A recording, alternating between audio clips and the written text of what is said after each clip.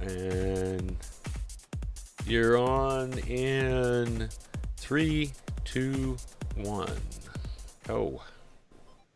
Good evening and welcome to the Jungle Chasers show, where we hope to provide you with weather information, weather education, as well as other topics of interest to us, but we hope to also inform. We also like to have a lot of fun with this show. Those of us that are in here are good friends, and so we do talk it up a bit. We've got one more member that will be joining us a little late tonight, and one who's a bit under the weather. So they will be we'll be missing Franklin tonight, and wish him get well soon. And with me tonight, I've got Kieran across the pond. Go ahead, Kieran, and introduce yourself. Well, hello everybody. My name's Kieran. I'm from the UK. You've been keeping an eye on the channel. I've been quite an appearance for the past, is it 3 or 4 weeks now? I think I've been quite enjoying this actually. We've been enjoying having you along. Yeah, it's a bit weird with time zone difference, but I think I'm getting used to it. I'm going to say that probably is why most of the crossed, US, UK shows didn't work out so good, because people just didn't want to be up late. I am used to it. Or in our case, it would be early morning. Yeah. Because at the moment, it's just gone 2 a.m., so... Yep. And I'm Steve, KA0SPM. I'm the guy pushing the buttons back here. So if it goes wrong, I'm the guy. We blame him. I'm the one that caused it. And I don't guess I introduced myself. For those of you who might be new to our show, I'm Patty. My call sign in amateur radio is KD0AEL. And I am the regional coordinator for Southwest Missouri Skywarn. What you're seeing behind me is a photo that I took yesterday. We have quite a little mini ecosystem in our backyard, and we feed a lot of birds and squirrels and rabbits and all kinds of things back there. I went to take this down because the woodpeckers and Baltimore Orioles seem to be non-existent, and found it full of honeybees. So they continue to get their grape jelly, and they seem quite happy. They also are drinking out of the bird bath. So I found that to be quite amazing. Your picture of the three of them in a row, all drinking, that was just cool as all get out. That's sounds brilliant. Yeah, I enjoyed feeding the critters. They surprised me with just about every day. I come across something new out there. So I don't know if this one will show very well, but I think I pulled that one up where they're actually getting the drink. I can get it to show. I may have to move myself a little. They're actually. There we go. Now we can see. And flip to the other side, because there's not just one there. Go to the other side here. Yeah, there's two of them. I can't go the other way. There's there you are. Now we can see it. There we go. But you've got one that has three. I do. And I didn't have that one ready to pull up for this. It wasn't edited. So, yeah. Our new friends in the backyard. They weren't happy with me tonight. I was watering and pulling weeds, and I got a little close to the grape jelly. They didn't threaten me necessarily, but they were buzzing my head, letting me know that I was a little too close. So,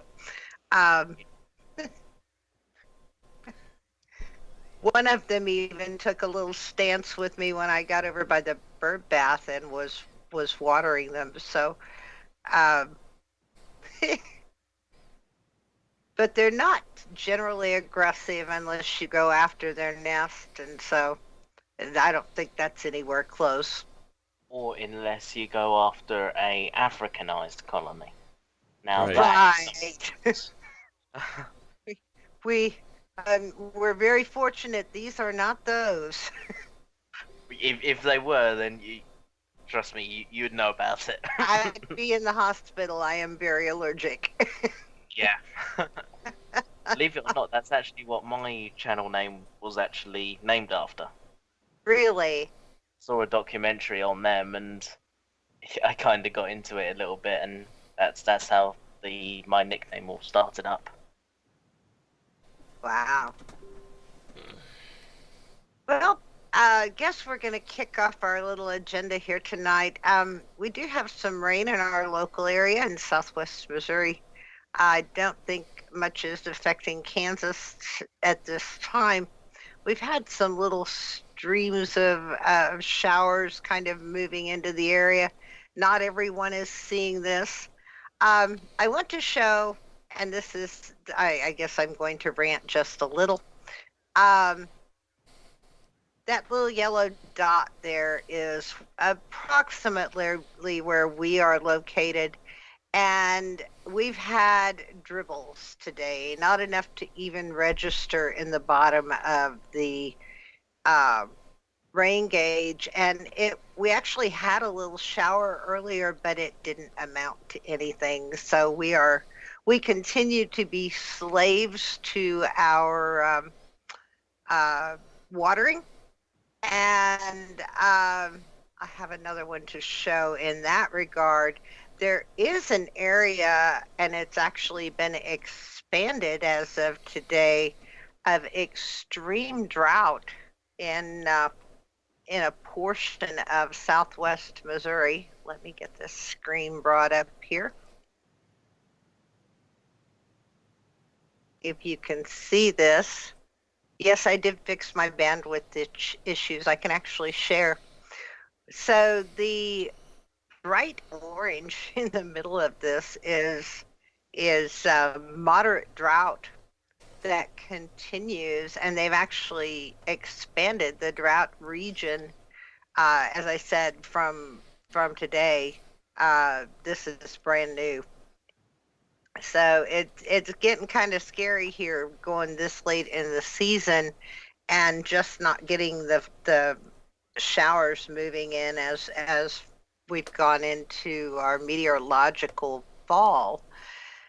And that being said, we don't have it half as bad.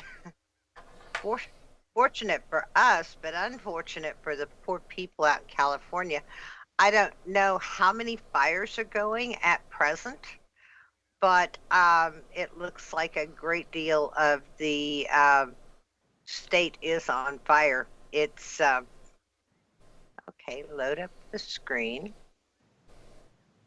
I know of 3, but that was from a couple of days ago, so that might have grown by then. So, well, they must have pulled down the video that I had saved. I'm just gonna go for this one.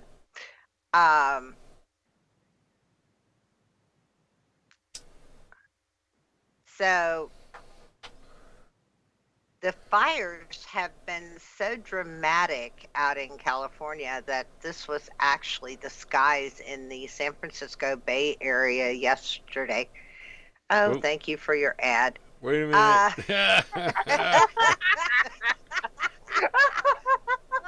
I bet that upset a few people if that was in the sky. Joy. It wasn't. Oh, wait a I minute. just got one question. Do we get paid for this?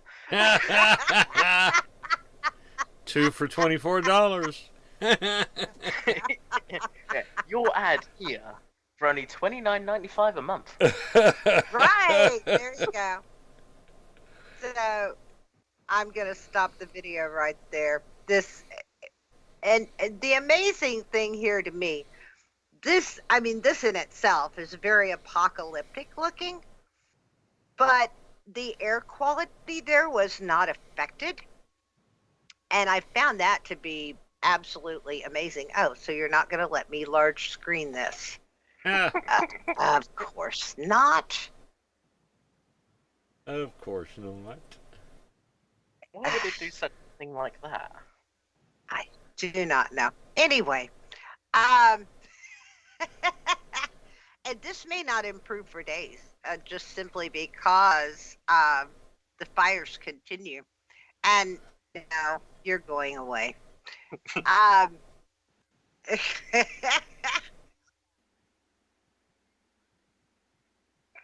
So the air quality has not been affected. In other words, I mean, people are walking around wearing masks anyway, but the masks that we wear for COVID have no effect on protecting us from smoky skies and air quality. The winds aloft were such that it was keeping the smoke above the ground. So the skies were quite orange, quite dramatic, but it was still breathable air below because they were getting fresh air in from the bay. So they said it was quite dark during the day because the smoke was just so heavy.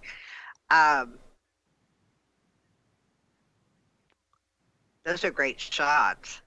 Yeah, that's just some random person on Facebook. So the random Victoria Fowler that provided those shots, thank you. Thank you to Victoria. Much better than the Leggins ad. I still think you planned that, you know. For the benefit of the gentleman who joined me with this show, maybe. I won't admit to it. Anyway, we have this interesting front in Missouri right now that is kind of drawn a line to our west. For those people who are lucky enough to be living up in the Nevada area, Kansas City actually has set record low highs. That's hard to say. The last 2 days. My cousin's been running her furnace. She lives just outside of the Nevada area. Here we swelter, the humidity's awful, and we could drive 30 minutes and be 10 degrees cooler. Our temperatures did go down this evening due to cloud cover and some drizzle, but they're still much, much cooler. I'm hearing reports of sweater weather that we were forecast to get, and the front stalled, and it's been there for 3 days. So anyway, we're still hoping. I think we have one shot at some cooler air, and then it warms back up and gets dry again Sunday. So that's our local weather. What's it like over there for you, Kieran? It hasn't actually been too bad the past couple of days. As I said, the past few weeks have been absolutely terrible. They have been rain, rain, rain. Past 2 days has actually been really nice. There's A lot your of the standing water has been depleted now as well, which is nice. Oh, that's good. So the flooding that was going on has receded. Yeah, it's gone in some areas, but gone down in others. Oh, I gotta go back. You are subject to a yellow triangle warning. If that's Is that for heat or rain? it's for Scotland, which Oh. I think you mentioned before that it was not I'll say really that would be anything. raining. It's more surprising it's not raining in Scotland, right? That would be a miracle. Yeah, it looks like yellow for rain. And that's over the weekend. So if you're planning on any outdoor activities in Scotland, you better bring your umbrella and your rain jacket. I think they have them permanently affixed to themselves. Yeah. They just wear a Mac. It's just everyday. Yeah, that's just what they go out with. So the current conditions for us over here stateside, that would be 53 Fahrenheit I and would take that. 12 degrees centigrade. I say that sounds about more right. It looks like you might have some partial sun over the weekend, maybe, with a high of 26 on Sunday and 30 on Monday. There's Wow. there's your warm front. That for here, that is classed as hot. That sounds. So not being familiar with seasons as they are here, I mean, in Missouri, the middle of September is really not considered fall for us. I mean, that doesn't really happen until maybe the middle of October, where you get cooler temperatures and you begin to see leaves start to change. How does that compare with where you are in London or near London? To be honest, it's actually changed quite a bit over the past 5 years, like weather-wise and stuff like that. Like autumn for here is more like the September time, Yeah. and then winter is sort of like December, spring, March. Yeah, but it's really weird at the moment because we seem to be having early summers recently, and then everything's come in at similar times, so it's kind of like our dates have actually gone back a long way. Trying to think of a good way to say that, but like it's all come in a lot earlier. Right. All the seasons kind of bumped up. Well, here they have the calendar dates based on the well, you have the equinox and the autumnal equinox and summer solstice, that kind of thing. But the National Weather Service has what they call meteorological weather. And so the 1st of September began meteorological fall. And that's based on our actual weather patterns. So we do tend to start getting a little bit cooler as the days get shorter. And then our actual meteorological winter will start December 1st, where I think the calendar date is December 21st or 22nd, somewhere in there. So we are in meteorological fall, which sounds nice, except when it's 80 degrees and you've got 70% humidity and you're trying to do yard work. Oh, That was there's today. my rant. That was today. So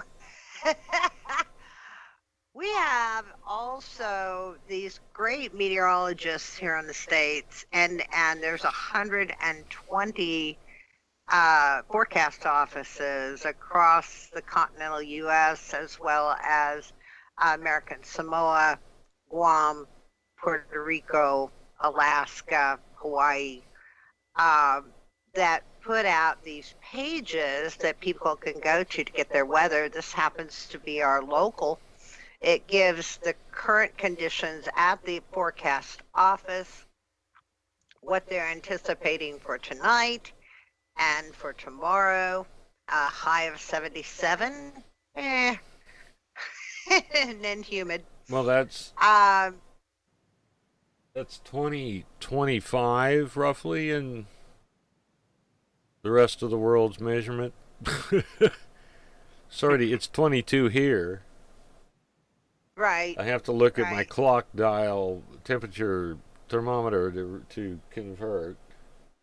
So to get to this, if you're in a different location, up at the top of the page, you can just put weather.gov, www.weather.gov, and type in your location, and you can go to a a map that's the closest to your location. But for our purposes, I'm going to stay here in Southwest Missouri and click an area on this map that's somewhat close to my home. And this gives my forecast through Monday. It doesn't look like much of a cool down, if anything. 81 on Saturday, 83 on Sunday, 81 on Monday, and drier. It looks like mostly sunny, and the heat goes on. You can select any area in here, and it will go to a map that is close.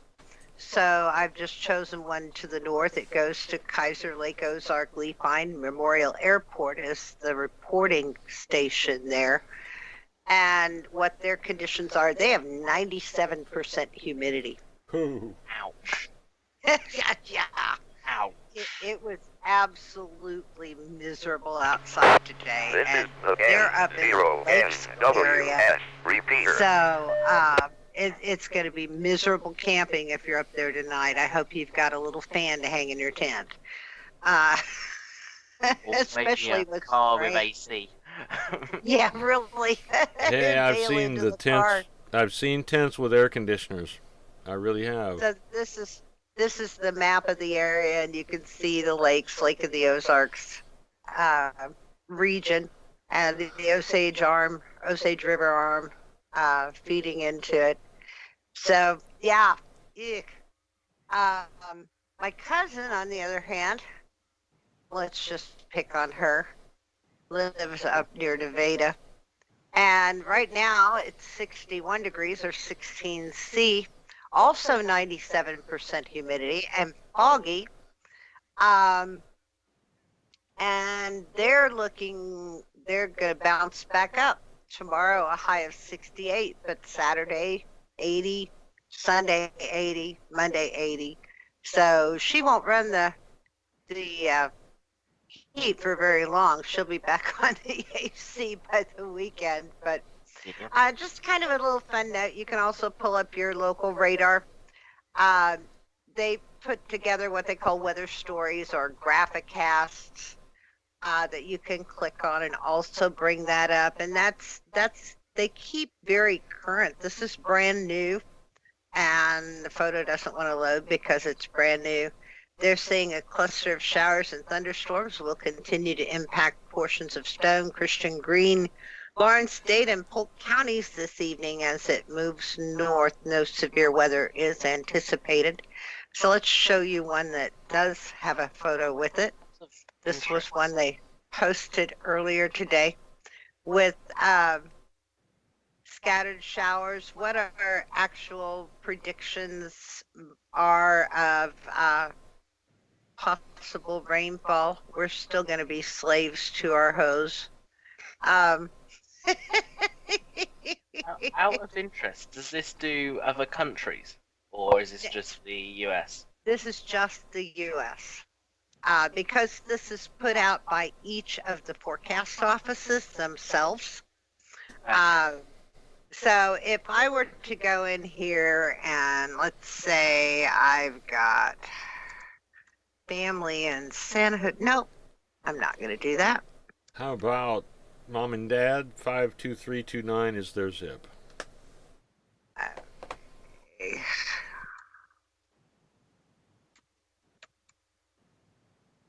I spelled it wrong. Rowley, Rowley. Or Des Moines for Luann and Olivia. So There you go. right now at Independence, Iowa, I actually put in Quasqueton. In Independence, which is their reporting area, it's 51 degrees overcast with 95% humidity. So no fog yet, but I'm going to bet they probably, unless they get rain tonight, which they have a chance of rain. Dad says all it the was way raining. Yeah, all the way in through Saturday when it clears off again. So If the fires continue in California, Saturday night might be an amazing sunset here, depending on the prevailing winds, and that is something to watch. Which, one more little tidbit here, I found this amazing page. Oh, wow. This is called Aerosol Watch. This shows particulate matter, and in particular smoke, in the atmosphere as separate from the clouds, separate from the rain. This is actually the smoke from the fires in the continental U.S. right now. Now you'll notice the blue out here to the left. The prevailing winds in California are driving the smoke off the coast. So this is other particulate matter that we've got going through our area. Is that not amazing? So keep an eye on Aerosol Watch, and that's you can just type that in, and it will come up a link to this. It is another NOAA government sponsored page. Didn't even know this thing existed till 2 days ago. This is an amazing find. So I think for here it covers the continental U.S. and then it says a full disc, which will bring up the globe. This says different countries as well. Right. And it updates every 10 minutes. Now, it does show some cloud cover. You're seeing all the systems that are now forming in Africa and coming across the Pacific. It's very active right now. I think we are into the P's and named storms. And when we talk to Kieran about what he's getting, it comes in and typically will hit into the U.S. at some point, either onto the Gulf Coast and swing over, or it will come into Mexico or somewhere along the Gulf and go up and get into the jet stream, and it heads right across to the UK. Lovely. Makes you feel good, don't it, Kieran? That's obviously why we get the sort of back ends, the hurricanes and stuff that you guys get. Exactly. And this is putting it into motion. You can actually see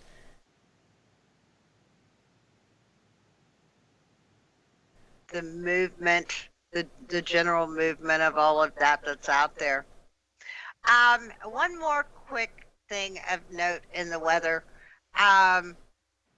They have stated that we are now in a La Nina, which for our winter weather, what typically happens with a La Nina, which is cooler waters in the Pacific, it means a higher rate of precipitation and at or below normal winter temperatures across the southern continental United States. It also tends to keep what systems move into the Caribbean, into the Gulf down there. It tends to keep them going because you have them in the warm waters with the cooler prevailing winds off the Pacific. So it tends to keep things kind of active there. Will be interesting to see if this plays out because the Farmer's Almanac, I don't know if you follow that over in the UK, they have already predicted the same thing prior to the La Nina being forecast. So that's what I have for tonight. That was a load. I'm glad. I think I got it all. Very good. I guess now we have a video. We got 2 videos. And Kieran, did you want to have the video first, or did you want to talk about stuff first? Well, I suppose I should probably lead into it because it's a little bit different to what you guys normally talk about on this show. But for me, I kind of feel amiss if I don't say something. It's a bit more of a public safety issue, I think. After seeing the videos, I totally agree. Yeah, but this morning I was kind of half woken up by about 100 people sending me 2 different videos. One is a video shot about 2 years ago, and one was shot over the last couple of days. It's still an ongoing investigation, still not kind of figured out when it was or anything. But that's part of our investigation. But there's people, because of the lockdowns and there's not as much traffic as normal on the roads, people have decided to use the road as a banger racing track or a demo derby track. And unfortunately, the roads are not closed or anything like that, so it's a public, open road. You can see other cars that aren't involved in this being involved in this and nearly being killed, in my opinion, because of these people not paying attention or just trying to ram each other off the road. So if you want to play the couple of clips, I'll let them play out and then I'll say my piece at the end of it, because I mean, it's not good. These guys started a demolition derby on public roads in the UK.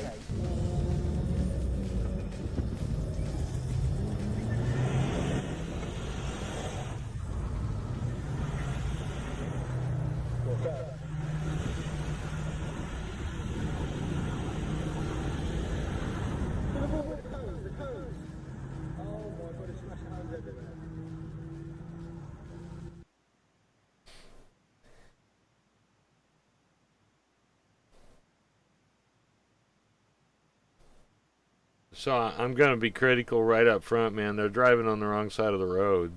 They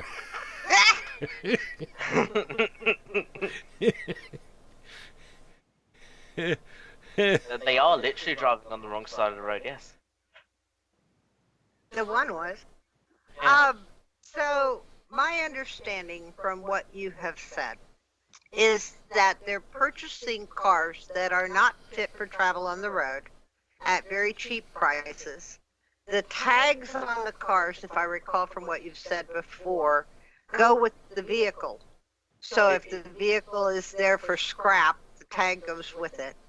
So they're driving on illegal tags in a car that has been deemed not fit for the road, and they're out there smashing whatever they can run into. Exactly. That's exactly. It's these 4 cars, the 2 SUVs, the silver Subaru, and whatever the silver car is that the camera guy is in. These are the 4 that are involved in taking each other out, and as you can see, they're smashing into curbs, and a few of them actually knocked over cones and from the roadworks, which is really lucky nobody was actually working on the roadworks at the time, or otherwise they would probably not be here right now. A few of them knocked over some road cones. I don't know if it's just here or something, but there is a point where this car that we're in, rams the Subaru and nearly rams it into the car in front of it, which isn't involved, and also nearly knocks it into the wrong side of the road, which, yeah, it's right here. And actually knocks it into the wrong side of the road and nearly hits the car oncoming. But yeah, these cars you can purchase, they're all scrappers. The couple of the plates that we've seen and been able to look up, they are coming back as no tax, no MOT, no insurance, no keeper held. So these are all cars that you can purchase for £50 to £100 off of Facebook Marketplace or eBay or whatever. They're scrappers. They're meant to be used as farm vehicles. Is what their legitimate reason for selling them are. But these people buy them and decide to use them for this purpose, which isn't isn't what they're supposed to be used for. And then the other video, this was a YouTube one, and it's dated May 13th of 2018. This was the one from Ireland, correct? Yes, this is the one that I believe has already been dealt with, but it just proves my point of how dangerous this stuff is. As you can see, it's a public road, you've got kids around, you got that flying onto the sidewalk there. You can see all of the road signs and everything has been smashed, and that's all laying in the middle of the road. You can see that the roads aren't being blocked off. This isn't a special event or anything. And if you see the blue car that's parked here, that isn't involved. That car was just parked there because it's a resident's car. And in a minute you'll see one of these cars lose control and smack straight into the side of that one. Because it's an older car, that means that car will now be a write-off as well. The And insurance companies will because fix that. there's no insurance on the cars involved, it's probably It's on going to the be on. owner. Yeah. It's going to be on the. There you go. It's totally not acceptable to be doing this on a public roadway. If anyone's even thinking about doing this on a public roadway, please don't. It's so dangerous. All it takes is a split second for that car to have lost control, gone through the wall, and killed one of the pedestrians that are standing there. It doesn't take much for a normal car to lose control and do that, let alone cars that are spinning out of control and trying to hit one another. I mean, that car's driving along with no wheel. So, And the more they beat into things, the more unstable they become. And the more damage that they're causing to the road, the more damage they're causing to the pavement, the surrounding area, more chance of injuring or killing one of the kids or one of the bystanders that are standing there, probably trying to work out what on earth's going on. So, this is actually an interesting subject because Patty and I were watching NHRA drag racing, and it was a smash tape, basically, of wrecks and accidents that happen on the racetrack.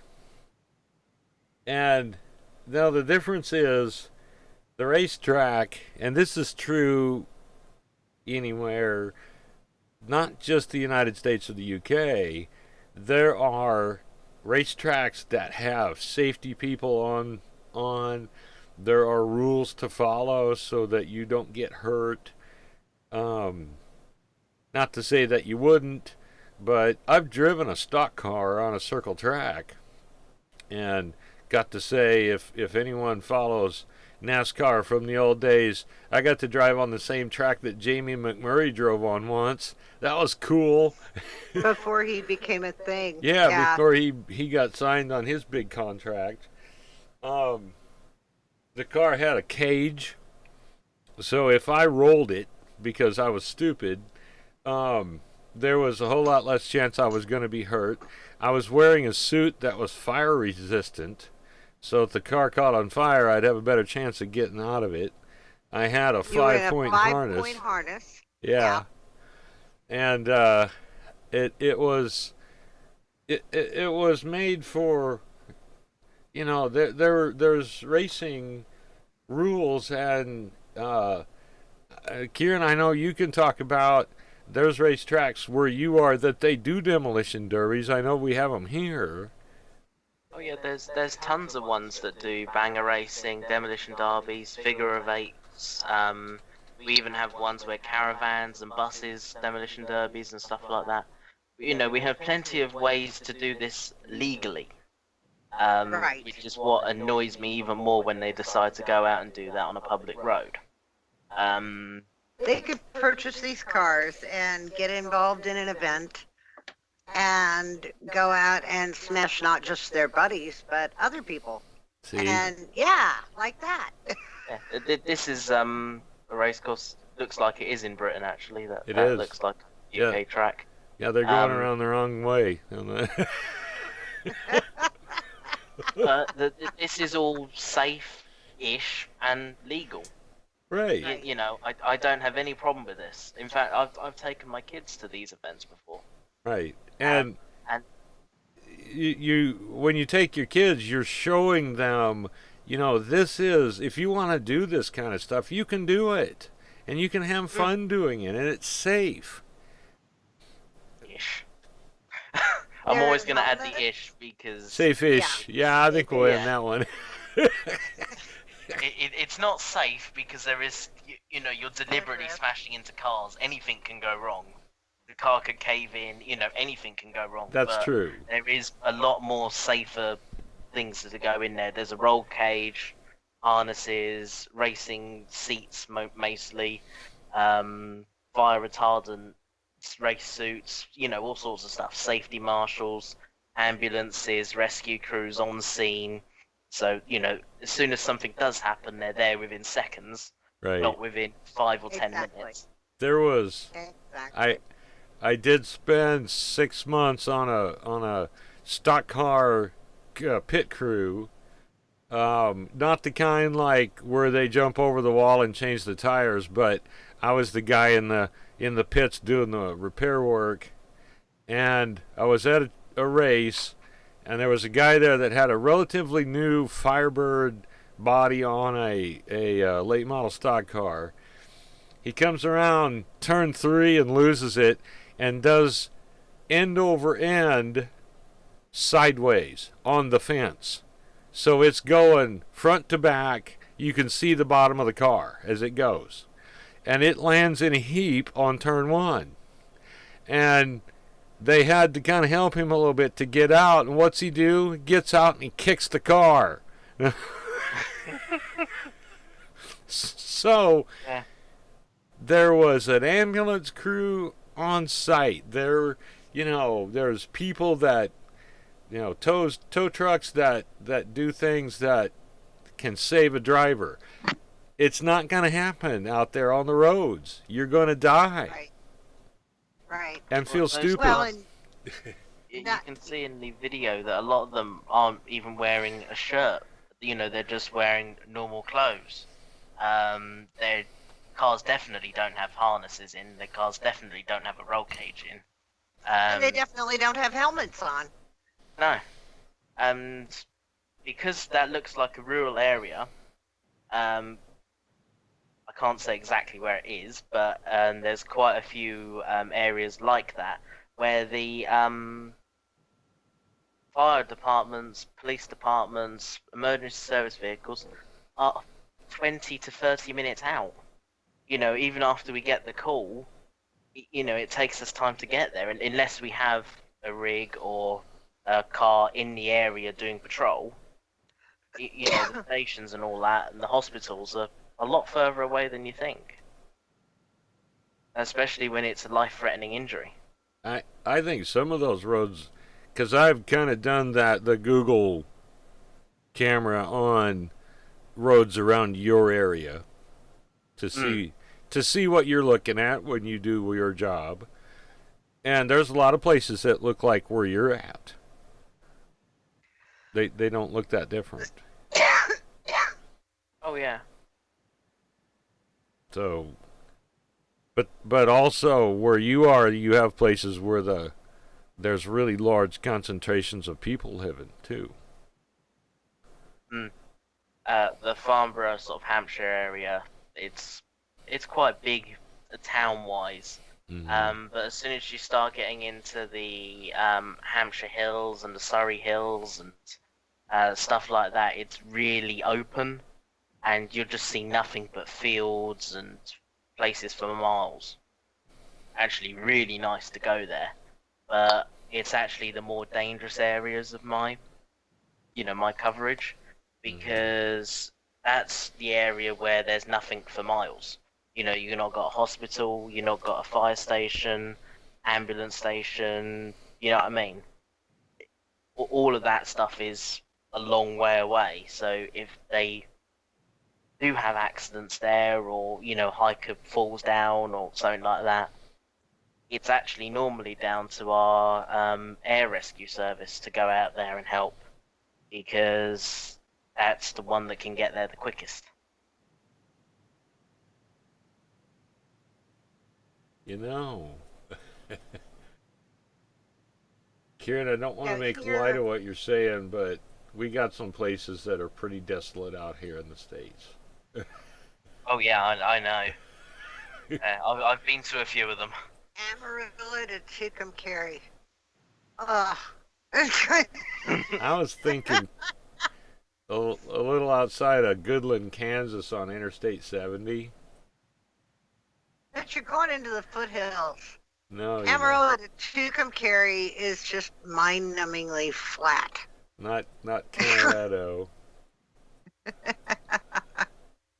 We'll just How do you guys sort of deal with that then? Like, how do you do like emergency response with that kind of area then? I can only speak to locally because here we're very diverse. We have areas that look like this not very far from here. We also have areas that are very hilly. So each area has a different approach. We've got a spot, it's on an interstate highway about 90 miles from here. I have to give kudos to the volunteers in that fire department because they are called out 6 or 7 times a week, sometimes more, to bad wrecks. Mile markers 177 to 168, isn't that the Doolittle? Doolittle. Yeah. And they have tractors and trailers that roll. They'll have multiple vehicle pileups. If the weather gets bad, it's almost a guarantee that they will have multiple accidents in that stretch of road. And it's all volunteers that work out of this fire department. It's switchback roads on the interstate. It's steep, and they actually the trucks go off the road. Can you bring in the satellite view of that? Yep. So he can see the terrain. Yeah. It's amazing what they can do with volunteers, but they have first responders that go out as they're firefighters, but they go out as first responders. I think I need to switch as to well. Google Maps because I was gonna say that the one answer that we have is virtually all of the major response hospitals here have helicopters. And yeah, And if it's a bad one, they get on the radio, get on the phone, and they have a helicopter on the way. The major trauma hospitals that are the closest to that are actually located here. In, I think, severe cases, they will go to St. Louis. Sometimes people are brought here and then they're sent via helicopter to St. Louis anyway, where the bigger hospitals that can handle some of the extreme cases are. But in answer to your question, I think that each fire department here has equipment to deal with many, many things, from water rescues to almost rappelling equipment to get down to people who have fallen off of bluffs, to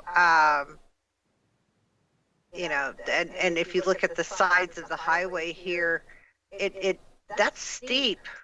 A car rolls off of that, and there's not a guardrail to keep you from going off. You get to sliding on ice, and you could wind up down in the trees. and this is that actually marker 168. That looks familiar. I was at 176. Okay.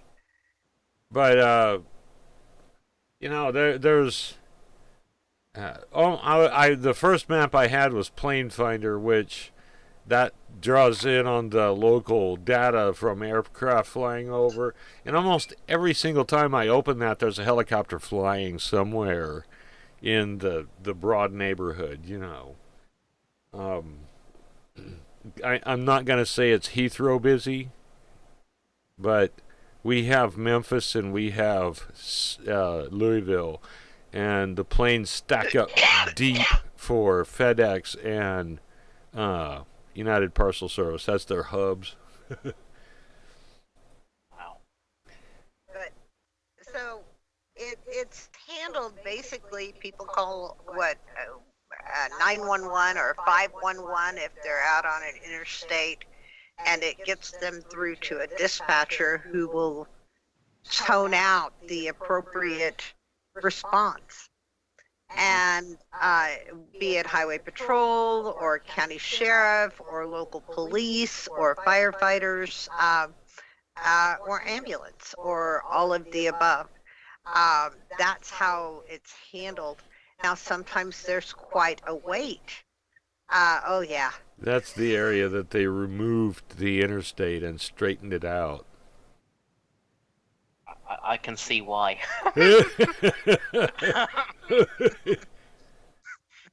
And this is Route 66. I mean, that's what that originally, the path was Route 66. So, you know, we were at Devil's Elbow, which is, I got to find where that's at. Well, there it is.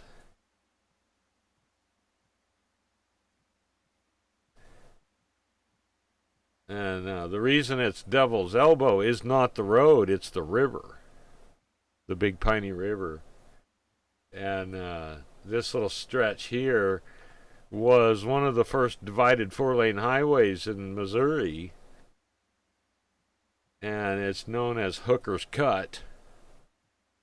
And that's one of those, if you do a tour of Route 66, you definitely want to see that. That's big on the to-do list. They did that in the 50s or 40s? I think so.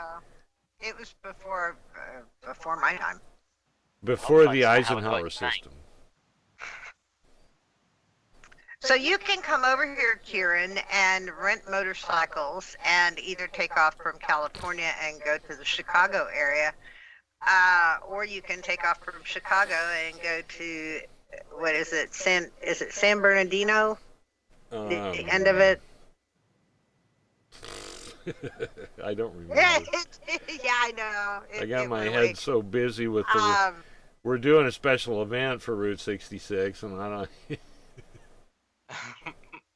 Oh, so you should be swimming then. You should know everything. I should, yeah, but I don't.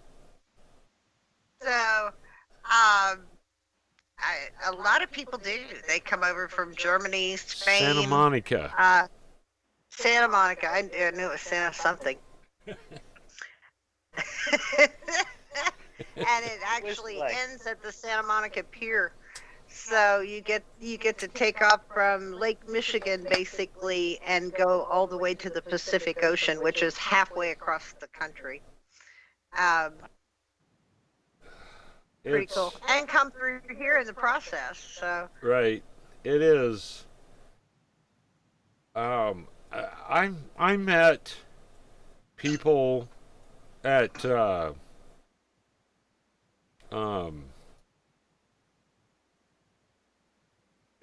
well, the gay Parita Sinclair, and I'll have to bring up pictures. This is 1,752 miles by air, and it's like 2,260, I think, is the road miles. We're doing a special event at the gay Parita Sinclair station. I've got it for you. I do. I've got it for you. Okay. So what he's talking about, special event, it's amateur radio. And there are 26 amateur radio stations across the Route 66 that participate in this once a year. It's a week-long radio event. And quite competitive, actually, between the stations to see who can make the most contacts. For those outside of those 26 stations, It's trying to get them all so that you get the special award. It's pretty cool. It kicks off this Friday night at 7 p.m. and lasts until a week from Saturday. Is that at 7 a.m. or noon? It's 7 p.m. because it's 0 UTC. Okay. So a lot of fun for amateur radio operators, but this is where the guys are going to be set up. If you can see off the back of the building, there's a roof hanging over. That's over a pavilion area, kind of. There's some picnic tables in there. They will be in there where people can social distance, wear their masks, can also come out and operate one of the radios. If you're a technician license or there will be somebody there sit alongside of you. You can actually get on there and talk on the high frequency and make contacts all over the world. Fun event. Hoping to do one evening here or afternoon to get a few hours in. We don't have a lot of what they call young ladies or YLs in our group, and lady's voice is a higher timbre and carries across the voice waves a lot farther than a man's voice, so they're going to use me basically. We're going to use Kim too. Oh, is Kim going to operate too? Yeah, I convinced them that they needed to do it. So I'm going to be honest with you. I met more. Good evening. The time is 9:00 p.m. Wow. Weather conditions. I met more cloudy, people from temperature somewhere else, 71 and when I say somewhere else, I met people from Spain, people from Italy. There was a really great English couple there that I think they were like me and Patty. We could have talked for hours because we just enjoyed the conversation. There was a group of Spanish bikers that pulled in. One of them was a ham, and he had no English at all, none. And we still could communicate our call sign through international phonetics. His buddy, who knew nothing of ham radio, was kind of translating, and this guy was just everywhere. He's like, oh man, this place is so cool. But it was just, there were Korean guys there that were on motorcycles, and they were Route 66 from head to toe. They had it on their pants, they had it in their shirts or hats. It was just like, I can't even fathom. The Germans, there were so many Germans there, and there's even a German Route 66 association. And they just, this year was a bust for everybody, but generally in April, in May, here, if you want to meet Germans, you can meet them every day out on the route at Gay Parida, because they all stop there. And it just, I'm gonna be honest with you. If you had any idea that people were not, we have no hope for humanity, you will get proven wrong, because these people were great. Just had the greatest conversations, and I was like, I can't believe there's this many foreign nationals coming through our part of the world here. the best ever. So I don't know. If you have a notion to come and do the route, you will be welcomed. You'll find out a whole new meaning of being welcomed. So we've been on a couple of road trips along the way, catching portions of Route 66 that we hadn't necessarily been on before. And this is in Carthage, a neat little place to get out and see Um, the obligatory selfies. It is blocked off. You can't drive right down to the area of the water. Then there's all kinds of fun stuff along the way, like the plane on a pole. That. That's pretty cool. This was taken with a very cheap Nikon camera several years ago, so forgive the quality, but The is that crap not cool? duster.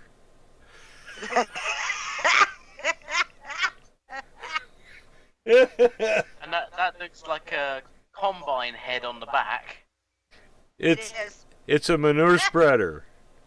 It's an old John Deere pull-type manure spreader with bipointing wings. You got to get a shot of the guy in it. They got a mannequin in there.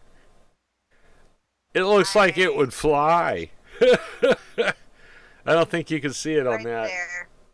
Right there is the guy in it. All dressed Not up very- like a hillbilly. And so just some of the sights along the way.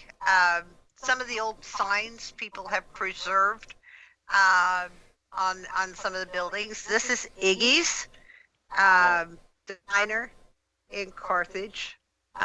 Is that not a cool building? It's just as cool on the inside. Some of the buildings down there. This was built from is Carthage limestone. I could have said it. It's mined almost under it. There's Right. caverns that run under. It's like almost like marble is Carthage stone is what it's I guess Carthage stone, called. yeah. And people Mother Road Coffee. This is inside Iggy's. One little quick shot. I don't know if this theater is still operating, but is. we had to stop and get. It It is. is. We caught it late in the season, but they do have movies there again. That'll actually be a new thing that's going to be quite a lot more now, is drive-in movie theatres. Because of what's going on, a lot of the movie theatres aren't opening. I would assume probably quite a lot more drive-in ones will be opening. This building is at a ghost town. Phoenix, not Phoenix. Phelps. No, Yeah, it's Phelps. it's not Phelps. We It- took a it- picture of the sign, so we'll know when we see I it. know. The sign will pop up. This building had rumors around it for years, and we had quite a blessing. We met a gentleman who was a professor at Drury University here locally, who owned one of the stops, White's Dry Goods in Halltown, Missouri, was one of the stops. He had books that were just thick of signatures of people from all over the world that stopped in there. And we talked to Dr. White for some time about the area. And he put to rest that this was a casket factory. And I had heard that for years, that this building had been a casket factory. In truth, this was a dry goods store at one time. It had a second story where the people actually resided. Back during the turn of the 20th century, people in this part of the country didn't necessarily have funeral homes to depend on for their loved ones when they passed away, and certainly didn't have buy it on Amazon caskets. So they would build caskets ahead and have caskets ready in case someone would die, and they kept them in their residence. Upstairs. And so when this, yeah, and so when this building started to deteriorate and had been abandoned, people found the caskets in there and made the assumption that this was a casket factory, but it was not. And this was also made from local stone.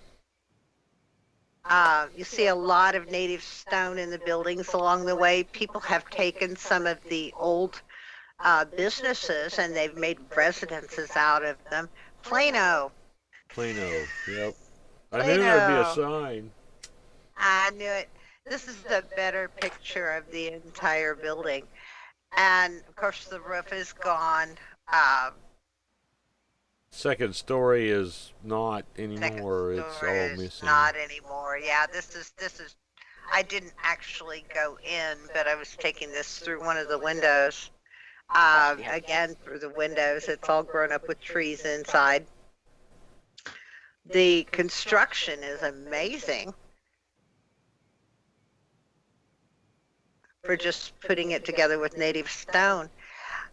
This was a reinforcement that you'll see very common in buildings along Route 66, and especially from this era. It's a reinforcement to keep the second story from falling in on the first, basically. So, very cool. A couple of other buildings. You're coming up on Whitehall Mercantile, which was where we met Dr. White. Right. So this is in Halltown, and this is the White Dry Goods, or Whitehall. This building is now closed, unfortunately. Dr. White has passed. But we went inside, talked with him. He played his harmonica for us. I bought some books for my granddaughter. And he had artifacts in there that were just amazing to see. There he is. You get an idea of what the inside of the store was like. He had more violins than anybody I ever seen. He had them just stacked up in there. He did, didn't he? Or fiddles. And that was the porch he was telling about, how that had been added on, in 1920? Yeah. Yeah. And this is looking down the road from that building. This building was also built about the same time. Again, native stone used for the foundation at his building. We stopped and had to get some photos of some of the other abandoned buildings along the way. People haven't totally given up on them, but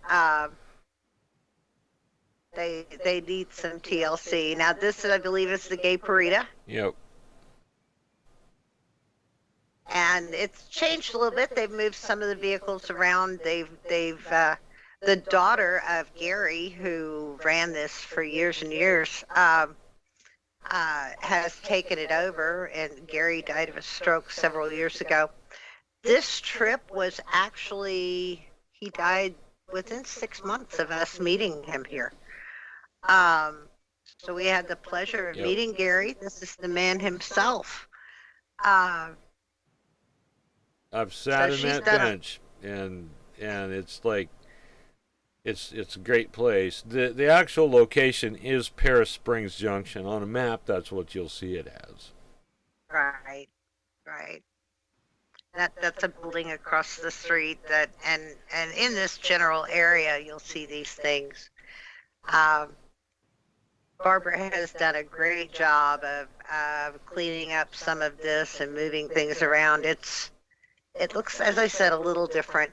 This particular trip, I did not get the picture of the Route 66 sign that's painted on the road in front of their business. And you get off onto the byways as if you stay on old Route 66. This is another station down the road. And that's called Spencer. Okay.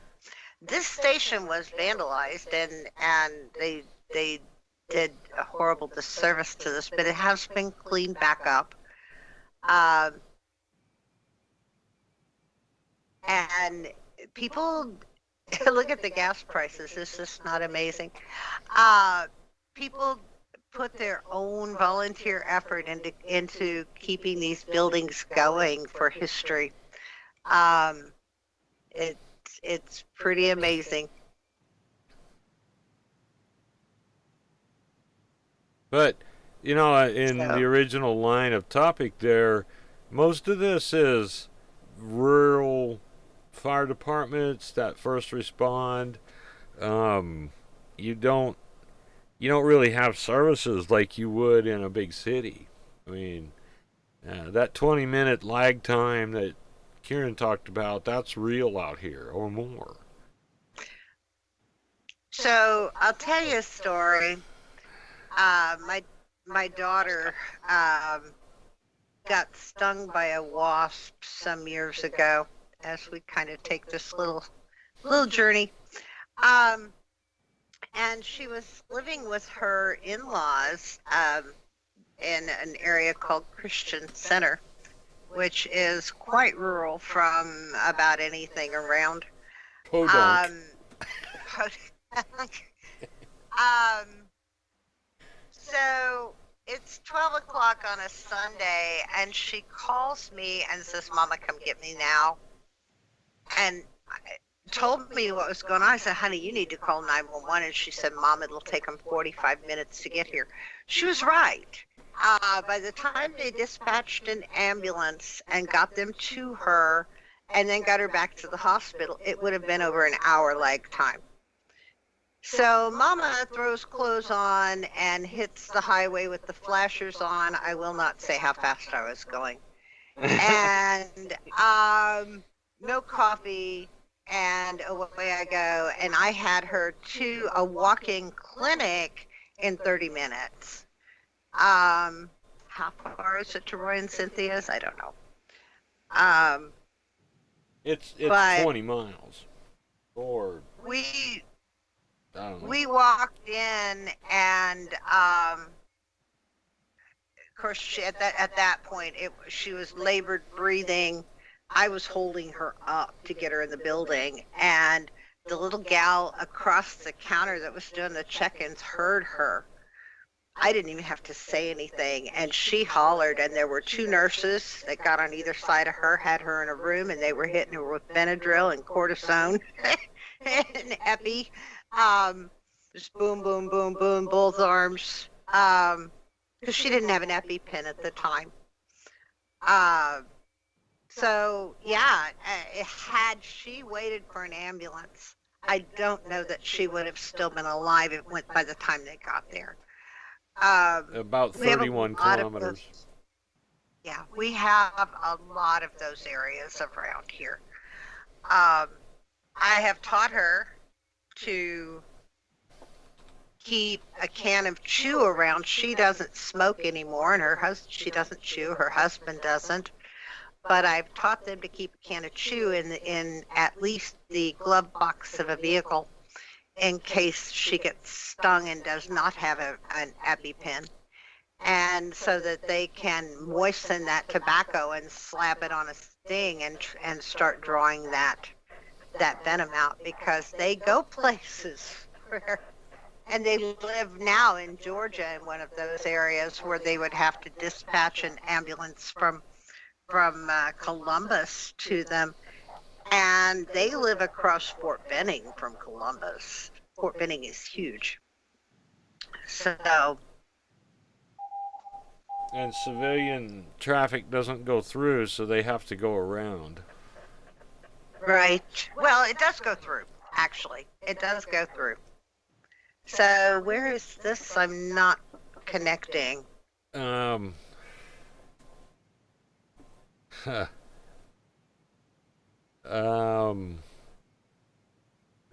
It's one of those along 96, whatever that is. I don't.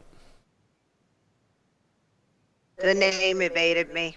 Anyway, Rescue. but That was, rescue. I think. Okay. No, that's Yeah, for it. the Just cow. out of Carthage, that little windmill, and we were finding Okay. just the beginnings of fall showing up with a leaf or two turning, and we were chasing a bald eagle around that lake, Oh, yeah. Yeah. and that's So, in Carthage. This is just a little, yeah, now we're in Carthage. So just a little of what you'll see. This is just a very short stretch of Route 66. It's a lot of fun. Now you'd be remiss without describing the picture on your background and what we found there. Oh, I thought I had done that once before. So this was another road trip. We went to Marshall, Missouri. Marceline. Marceline. Marceline. I knew that didn't sound right. Marceline, Missouri. This is the home of Walt Disney. And we didn't spend a lot of time there. The museum, of course, was closed. The museum is the red brick building you see here that used to be Marceline train station. They've made it into a Walt Disney museum. And because it was a Santa Fe train station, they have an older engine there. This is a city park. There's another train engine that's a steam engine that is actually to my right and across the park a ways. And there's a caboose to my left in the park showing the rail history that went through here. Walt Disney actually went there and premiered one of his movies there in his hometown. And Disneyland in Los Angeles area is the main street of Disneyland is designed to look like Main Street Marceline. So that was kind of fun.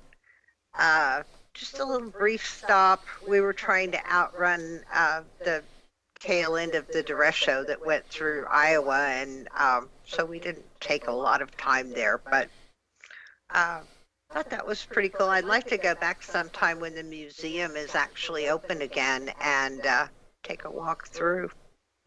So, did I miss anything? Nope. I don't know. I think we didn't explain the missing partners in crime. Franklin was unable due to medical issues, and it appears Rodney is continuing working. He said he would be late, and because he'd gotten busy, and so I'm guessing he is still trying to put an end to his day. I think he's a one-man show in his shop now, and if he starts getting busy, he stays until the work is done. So. Yep. Yeah, they need to start hiring some more people for his store. Yep. Well, I think that was the purpose in getting him in there, was to build the business up. And it sounds like he's doing it. Oh yeah. He's done really well with that. Really well. So, yeah, he's worked his way up to management. I'm proud of him. Well, I'm thinking that without any further stuff to discuss, I think we're at that point of the show where we're going to do a rant. Where do I start? So, you get to start. You do. And we don't have the great sound effects that Rodney brings along, so... I can do that. Oh, boy. And... That's the rant. So you don't have the sound effects, do you, Steve? I just make them up as I go. Perfect. That's my favourite kind. I must admit, I think my rant this week is probably similar to what I've already talked about, which is just people's driving. Because we've come out of lockdown, there's people on the roads that haven't driven for ages. And the standard of driving, I thought before everything, was actually starting to increase. Starting to get really good. And it just suddenly hit down to rock bottom. I mean, I was driving a fully marked police car today, and 2 people pulled out in front of me, nearly clipping my front bumper off. And I just thought that was amazing. How on earth you don't see that is amazing.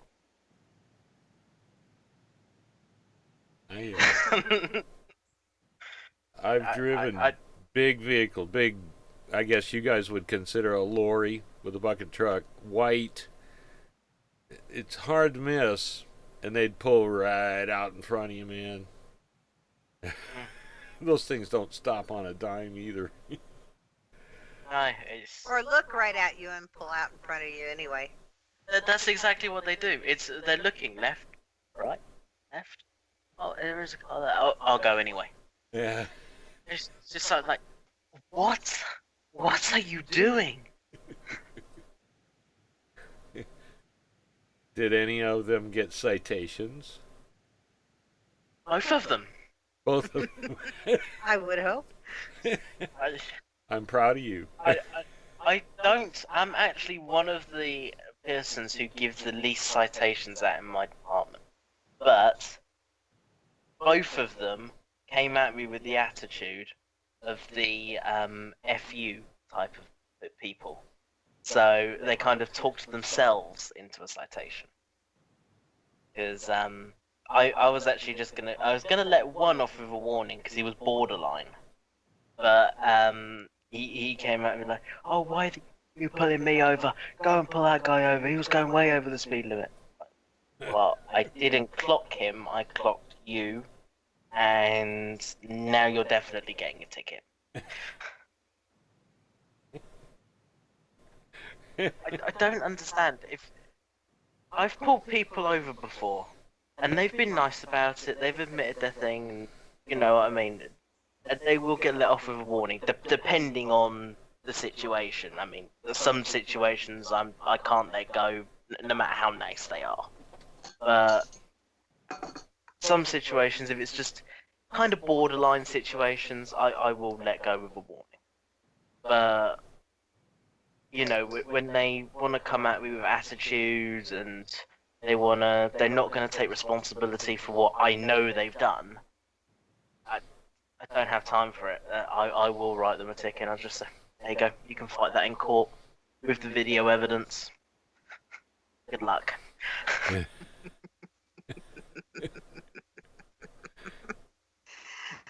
Yeah, you may not have had to have taken responsibility for anything else in your life, but here you go.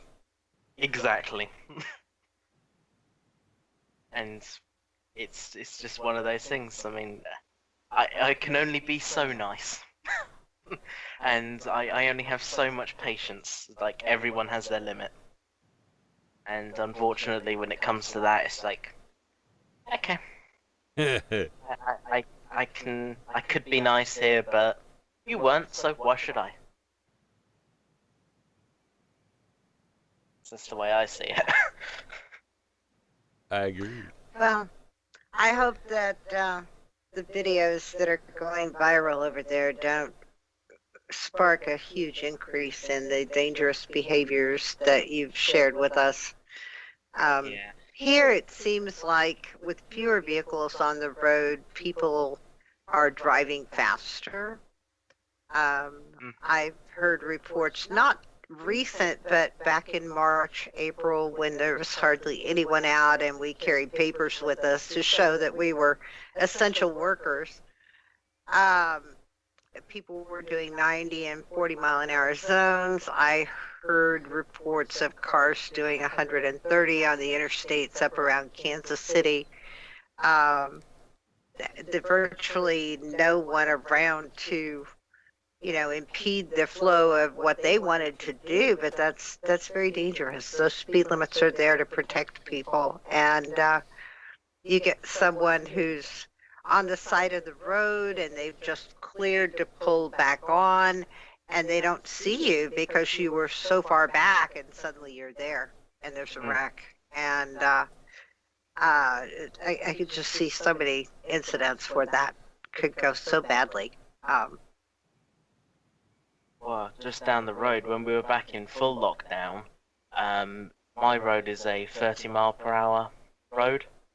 I was just pulling out of my driveway, and a car went zooming by me, and I clocked him at 122 miles an hour.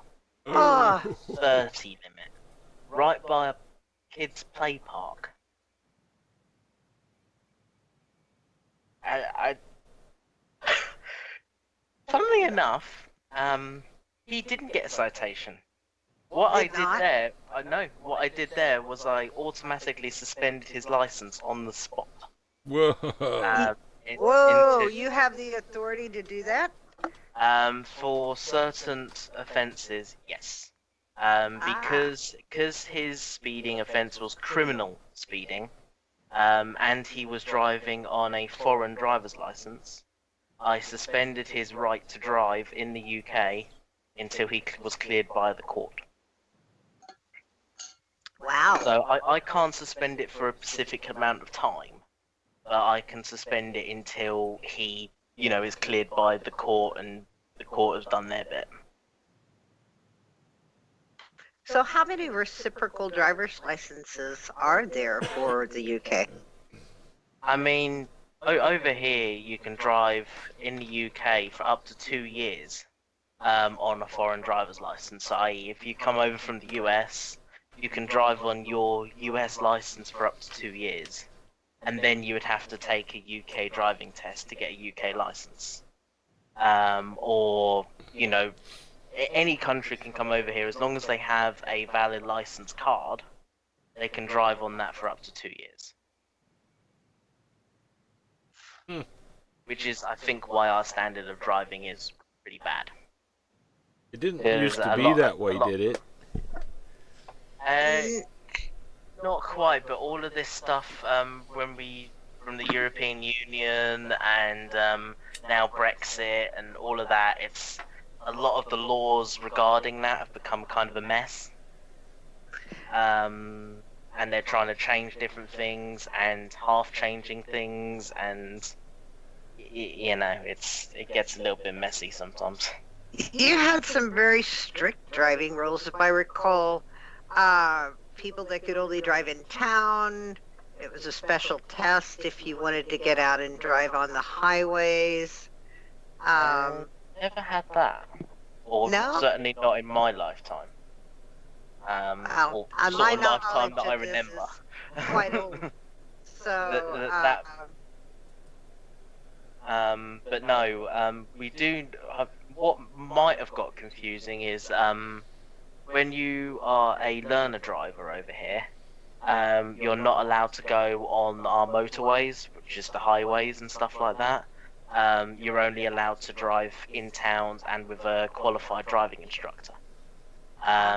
To drive on the motorways, you have to have a full British driver's license, or you have to have a specially qualified driving instructor to be able to take you on a motorway. okay, that makes sense. But then if you're just with a normal driving instructor, or with your family or friend who's teaching you how to drive, you're only allowed on dual carriageways and normal streets, normal roads. See, I remember hearing that. And that, because I think we've seen example, the Mini, not the new one, but the old Mini. And we look at that and go, I would not take that car out on the interstate highways here. There are too many trucks. It's miserable on a motorcycle. I won't do it on a motorcycle because it's just too miserable. They just blow you around all over the place. And a little car would not be safe. But it's perfectly fine in a residential or urban setting. It would be great. But I don't know if you've ever seen these Reliant Robins, three-wheelers. Oh, yes. I actually pulled one of them over about a month or so ago for driving on the motorway. Yeah. Yeah. it was kind of one of those things. It was just getting thrown around. It was in the centre lane, so it had a truck on the left lane and a truck in the right lane. So it was just getting blown around between these two trucks, and he couldn't do more than 40. So, and obviously our speed limits on the motorways are 70. So and that's everyone's trying to kilometers go per hour, correct? it's- Not. no miles an hour. Oh, that's miles per hour. Okay, that's what ours are on the interstate. They haven't gone fully metric there yet. And I hope they don't. I agree with you. It was just getting blown around between these two rigs, and I was just thought, it's going under that rig, or I don't even know where this thing's going to end up. Oh my! So How many I times- had to pull it over. How many times did that dude on Top Gear roll one of those Reliant Robins over? Oh, Jeremy Clarkson. Yeah, Um, it must have been more than 10. It was, Well, I know that they actually went through 3 different Reliant Robins making that one film. They didn't use the same one because the first one died after the second rollover, and they could never restart it. The third one, the back of the roof caved in, and on the last one, they got quite annoyed with it, and that's why they dumped it in the river for that last one. it was just, He get in and just think. He was over. it's got one wheel in the front, and it's like a full square car, so you don't realize that it's 3 wheels. And it's one of the times I seen him do it. He had some woman there walking along the street, had her help him get it back up again. So it's like, Yeah, could you just just roll me back onto my wheels? Yeah. Yep. Perfect, thank you. Drives off.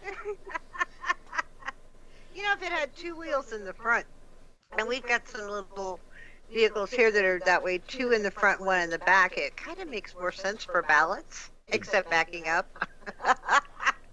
Backing up's fun.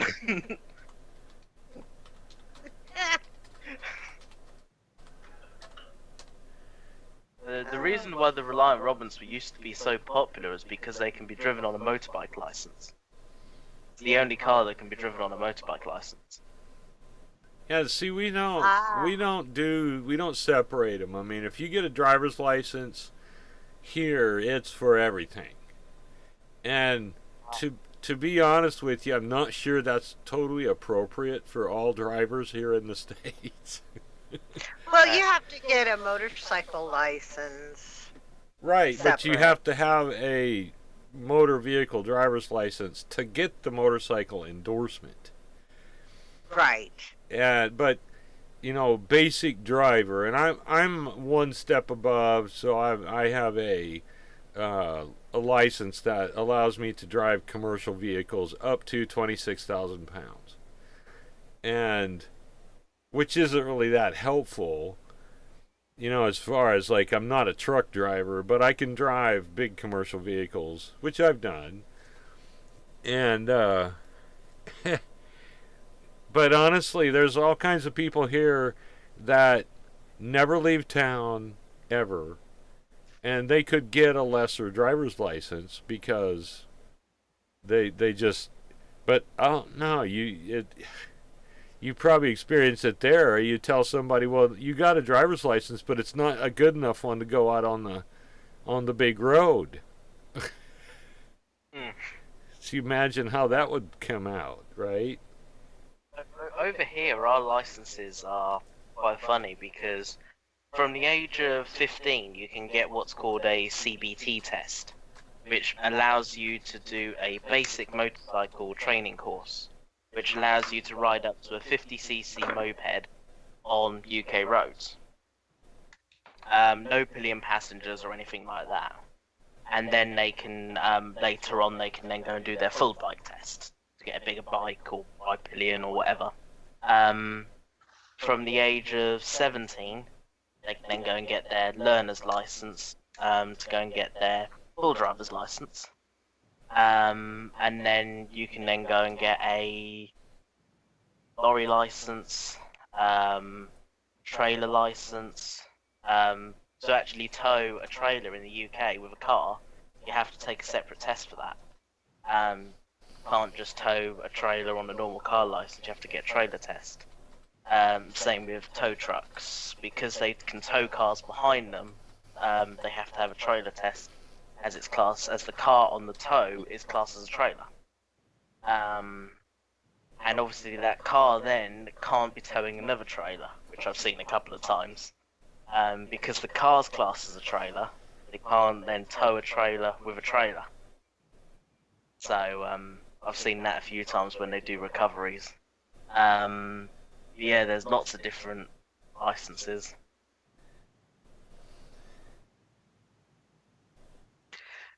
We were, well, and I guess it's still somewhat this way.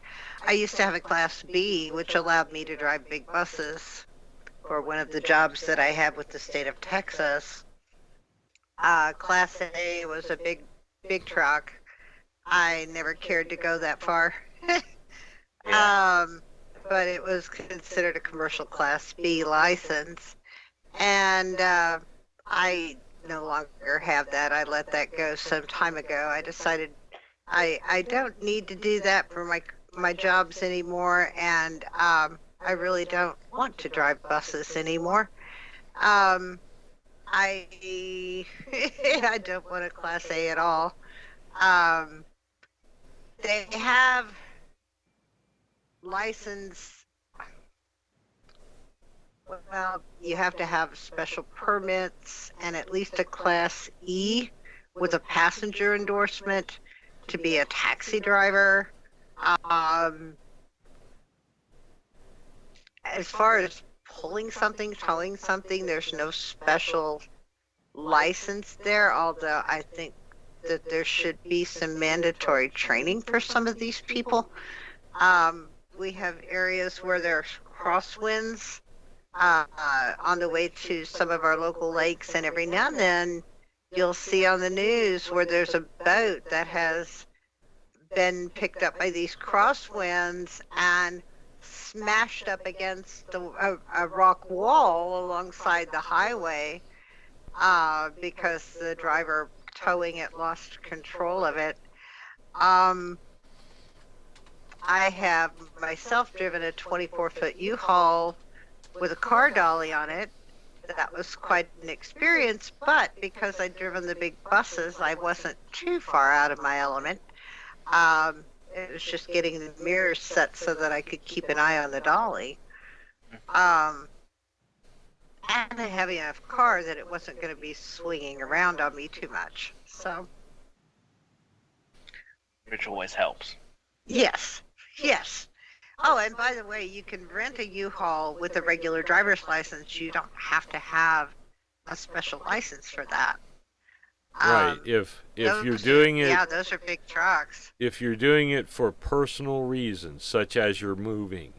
But if you work for somebody and you rent a U-Haul to do something for them for working, you have to have a Class A license according to some states. Other states are okay with Class E, but you have to follow all the Department of Transportation regulations.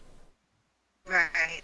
And there's endorsements like hazmat that you have to have if you're going to be hauling certain things like fuel or caustic chemicals. So there's all kinds of endorsements that they can then add on there that are separate tests. So what happens is, let's say I had a lawn care business and I had the truck and the trailer. Does that require like a special license to be able to move that, or was that just a normal car license? That would be a normal car license. Okay. You probably want to carry additional insurance. Yeah. At the very least, liability and something to cover what you're towing. Make sure that you've got full coverage on your vehicle so that whatever you're towing is also covered. Well, being in U.S. insurance, you have to have additional insurance to cover the property damage, or I guess we would call it full coverage on the trailer. So you can buy that separately, but the liability coverage follows the vehicle. So, if you don't care if your own trailer gets fixed, but it damages somebody else's, you're covered because the vehicle's liability covers it. But one of the big things I sold was insurance, and the expensive part was the comprehensive, because a lot of these trailers sit around and they get damaged by storms even though they're not on the road, and that's where the bigger cost is. But it's nothing like a car insurance. It isn't as expensive. But yeah, if Kieran came to the States and rented one of those massive Prevost buses, which we see traveling through, and towing a RAV4 behind them on a dolly that they're watching on a video camera. Oh yeah, you can do that with a regular license. It's like, Oh, that's cool. yeah, I'm not so sure that's good. I'm not Probably either. not good, but it's cool. Yeah. Having driven buses and driven them in Dallas traffic, I have a problem with that. I see these people that are retired, my age older, who have gone out and spent $150,000 to buy themselves a traveling home, and they've never been behind the wheel of anything like this in their lives, and suddenly they're out on the road with a driver's license, and they've been driving, a Buick, or they've been driving a Ford or whatever. A Camry. And a Camry. They haven't even been driving for... Just because they have a license doesn't mean they've even been driving for Right? that long. And They're expected to get down the road they're at 60, 70 miles an hour. don't forget that they're, as they say in England, they're pensioners, or in our side, they're retired. So, I went through 3 days of intensive training to get my Class B, and that included driving. And that was state regs. As a state employee, they put me through that, and I know what I learned, and these people get none of that. In fact, it used to be mandatory that you had driver's ed before getting a license here, and in Missouri you don't have to do that anymore, although insurance companies give a discount to anyone who does take a driving course, but it's all privatized now. I got it in high school. So, As they, because can't you get? Sorry if I'm wrong, because I don't know about this kind of stuff, but isn't driver's ed or something like that something you get like in school or something over there? used to, but they've taken it out of the school system and privatized it. So only those parents who have the money to put their children through it are providing that for their kids. I took it in school, didn't you, dear? I did. So we had. Similar to over here then, where all of the drivers private. Pardon me. I couldn't get to the off switch. I've been outside working today. My allergies are giving me fits. The fun part about our driver's ed was, well, Patty, you know Bill and Kenny. Yeah. And Rodney, and that was the four that did driver's ed in the same car every time. So Poor teacher. We all had been driving since we were 12. You know, just not out on the highways. When we started driver's education, we'd had a learner's permit, so we had actually driven on the highways for a year and a half before we ever came to driver's education. And to be honest with you, at that time I probably had more time on interstate highways in the West than the driver's ed teacher did. Because every time we'd go on vacations, you're driving. I'd be driving this big Pontiac boat car with a 400 in it out there, chasing semis on Interstate 25. I remember doing that. That was a good time.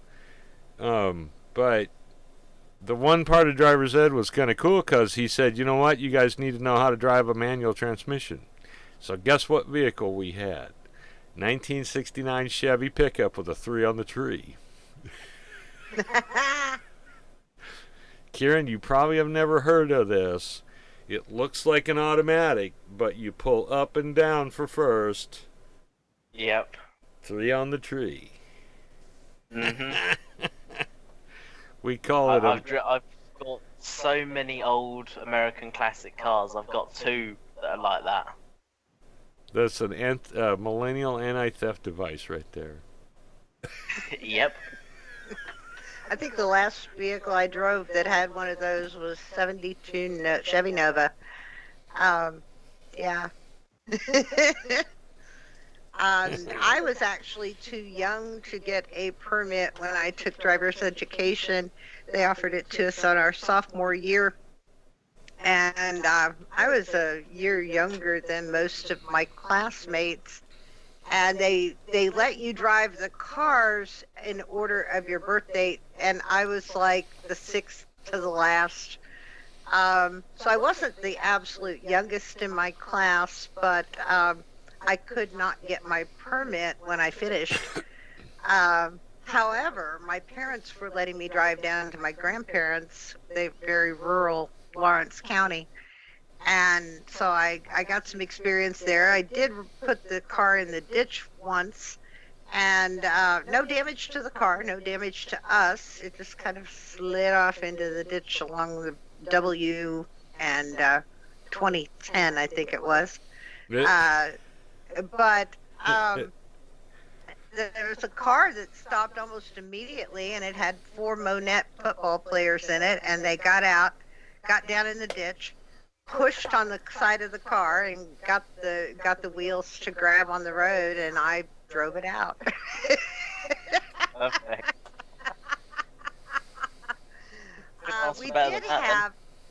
We did have a driver's ed teacher who should not have been teaching. This man could go to sleep. I think he had narcolepsy, honestly. He would go to sleep in class. He would get in the car with the kids, and mind you, the driver's education teacher had a brake pedal in addition to the brake pedal that the drivers had. Mm-hmm. And he would fall asleep while they were driving. Well, we had a carload of young ladies that went out with him and ran into a carload of nuns because he had dozed off and didn't hit the brake. Oh my God.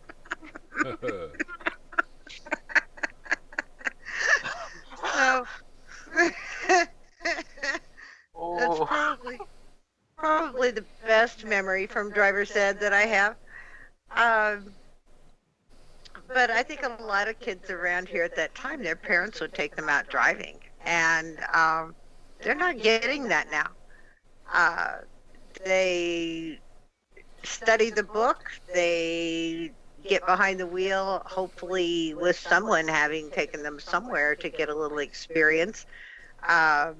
The driver, not instructors, but testers from the Highway Patrol here will take them through, and they have to parallel park. They have to mind all the road rules. They get funny about taking points off on the test. I actually failed my first time out, and it was not my fault. The driver's license office was on a very busy street, but the parking was in the back off an alleyway, a very narrow alley. And there was a car that had stopped at the stop sign. I was turning left to go back to the lot. Mind you, I had 96 out of 100 at that point on my test. I was watching him while I was driving, and this car had stopped, and they were turning right. They could have gone, but they sat there. I had my signal on. I obviously was slowing down to make the turn, and they refused to move. I had to wave them out of my way because the alley wasn't wide enough for both vehicles, and I failed because I had the right-of-way. That's mean. It was. This guy Just would mean. not pass. He would not pass any teenager on their first go. So I had to go back the next day and redo it, and I did get another trainer, but Probably lucky. yeah. And at that point, I'd been driving dune buggies out in the woods. I'd been, so I had some experience, not as much in traffic, but at least on the roads, less than perfect roads for sure, because it was all gravel going down to Grandma's, with rabbits running out in front of you and all kinds of things at the time. So, less than ideal conditions, but I think that hardened me a little behind the wheel. At least would hope so. My daughter, when she got her permit, you get your permit here by just going and taking the written test, and hopefully to use that with a licensed driver. We took her out when it started icing and snowing, and we were going to teach her how to steer out of a skid with a front-wheel drive car.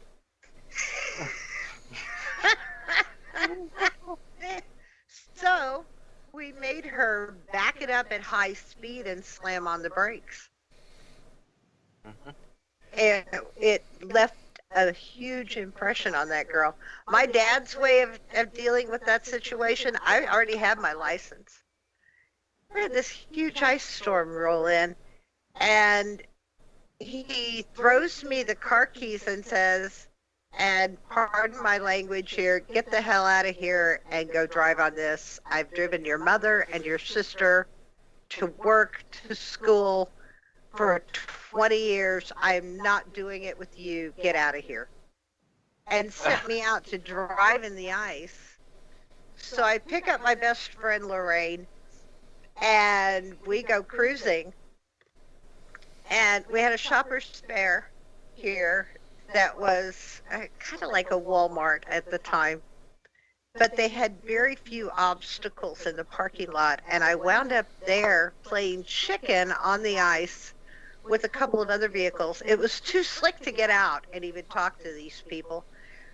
So some 6-7 years down the road, I'm sitting around having coffee with my then husband and his brother and wife and a couple of other people, and it was them. We were bringing up these memories, and we were describing the vehicles and the night and the time of year that it was, and it's like, wait, that was you?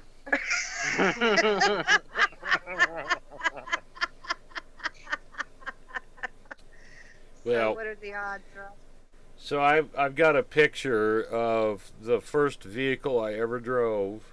This is not the first one. That the actual first one, I found out in 2015 that had been scrapped.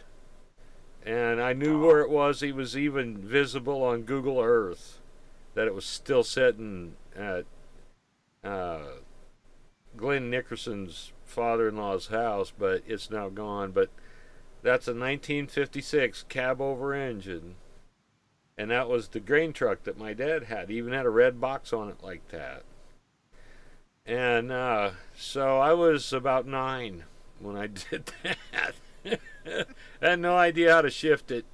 He just told me what the brake and the clutch was, and I drove it. And so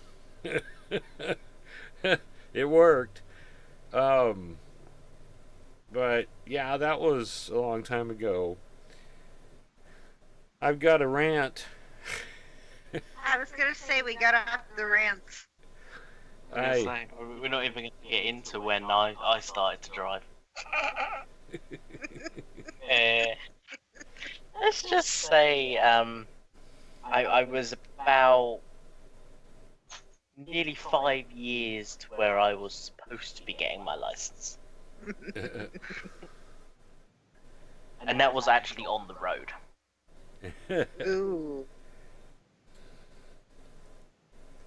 I think I was 13 when I took the wheel the first time.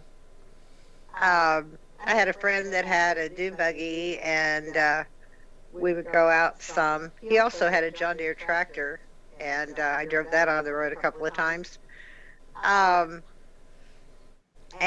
that was about the time that the folks started letting me take the wheel when we got on the back roads down toward the farm. So it was about 3 years before I was supposed to have a license. So. Well, guys, here it goes. Yeah, let us have it. Rant! So, anyway, the last 2 days was spent doing, which the only way I could probably describe it would be is you have a duty to do as a, it's probably not the same as like a police officer, but when you're involved in a club, a group, there are times when some of us get to that point where we're kind of unable to do for ourselves. The time is 10 o'clock And p.m. I've been doing Weather that for the conditions, last 2 cloudy, days. temperature 69 And degrees. it involves a tower. I don't know if I could even find the picture of it right now, but it was a home-built tower that the guy put up. It no doubt was put up sometime in the late 90s. All of it home-built. And in some ways it was overbuilt. Some ways it was just a little bit heavy. Heavy being the key word here. And it was a lot of work. And the thing is that usually I get stuff like this and I am working for an estate. The last big heavy load of stuff was an estate. I carted out about 1,200 pounds worth of radio gear out of a house that had been sitting there 10 years. This time it was just removing the antennas. And you know, it's sad that this guy who was very helpful in, him and his wife both were first responders in the county they were at, very active in Skywarn, so they reported weather, and he has gotten cancer and he's not able to do those things anymore. He's just kind of suffering. And Patty knows him. He was a pretty great guy, but honestly, it's been a lot of work, and I'm paying my dues because somebody is going to cuss my name when they get in my garage and see all the crap that's here. I just kind of avoid going out there. Well, I'm going to be honest. Gentlemen, I have to step away for a moment. I'll be right back while he rants. She's pausing for the cause. But the thing is, a lot of the stuff in my garage actually belongs to the club, and the stuff that doesn't, when I go, is going to belong to the club because that's what you do. But I've had one guy helping, former Marine Corps gunnery sergeant, nicest guy you ever want to meet, and me and him's been on it, getting it done. And I tell you, it's a lot of work. But the end of the day, that's the dues that you pay. You know what I mean? That's that. You take care of the older folks, and somebody does that for you someday. We hope. I was gonna say that's when you hope. Right. And yeah, we've got some members in our club who are getting up there in years, and the concern is that I hope it doesn't become too much. I hope it doesn't become more than what we can handle. Yeah. But I guess I wouldn't call that a rant, other than my sore back. I moved. And the help that didn't show up that was supposed to be there. I moved. You've been kind about that. 500 pounds worth of iron today, and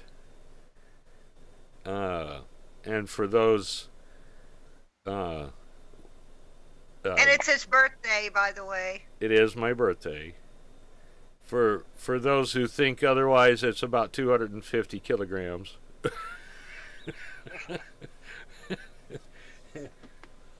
And I still got one piece to move that'll make another 250 kilograms or 500 pounds. And Don't you have a winch or something? Because that should help. have not been able to use a winch.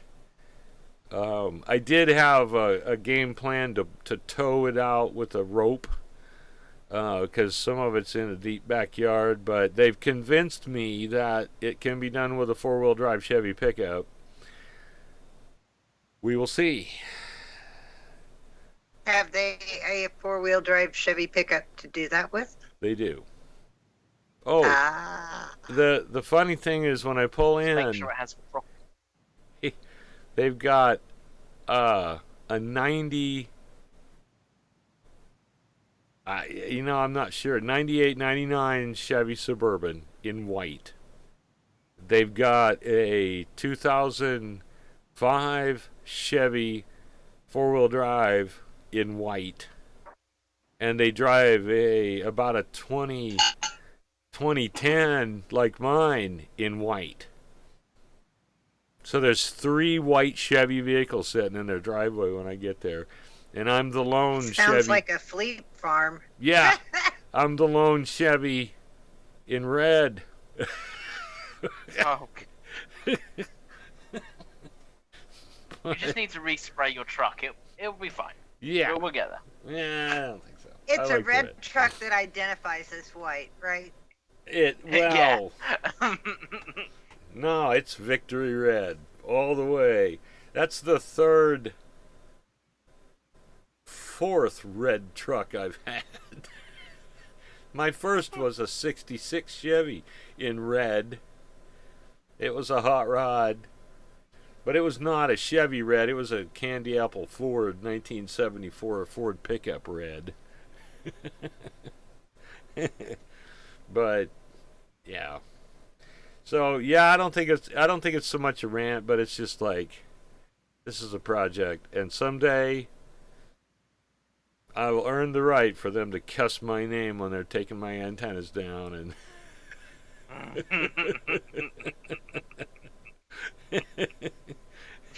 looking at something going, what the heck is that thing he was saving? What's this? Yeah, our garage looks like something from outer space. Anyway, so I don't really have a rant either, but I have a concern. And it seems like the suicide rates are skyrocketing through COVID, and even though some of us are getting back to normal, at least a little bit, there's still a lot of change that people aren't adapting to. I have a huge concern about people who are using social media to commit their acts against themselves, out of anger, out of despair. I don't know why, but they are doing this. There's been a there was a video that was going around on TikTok and on Twitter that's being pulled of a recent suicide. There was a game out there, Blue Whale, I think was the name of the app. And to win the game, you had to commit suicide. And our kids were playing this thing. I think that app has gone away, thankfully. Yes. But it's a trend that's distressing. And we're still losing here in the United States 22 military members a day to suicide, some active duty and some not. There's help out there. And it's a phone call away. This is a national number. It will get you to people in your area that can provide you resources to get help. And I know from the company I work for, there's financing out there to help you to get the help, even if you don't have insurance. Don't let the depression stand in the way of you getting help.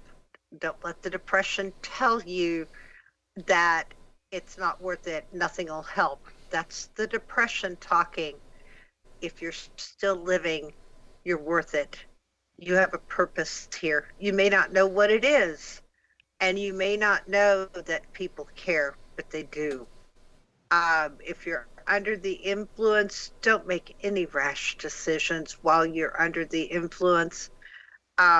That's another driving force here. But this number, and it's easy to remember, it spells out the word suicide. It's 1-800-273-8255. It is staffed 24 hours a day, as are many of the other access crisis intervention lines across the country. So there's help. Please reach out for it if you need it. Again, not a rant, but a huge concern. And this is National Suicide Prevention Month. If you know someone who's making statements that they don't know if they want to be here anymore, they don't know if life's worth it, ask those hard questions. They need someone to step in and say, are you having thoughts of hurting yourself? Are you having thoughts of suicide? Help them to get to that help. That's my rant. I have one more thing for you. I'm sending it on your messenger, and you can post that one too, because we're not talking just to people in the United States. This is true. And my next question was to Kieran, were you aware of anything over there? There is. Yeah, we got quite a few hotlines over here. Okay. Let me pull this up.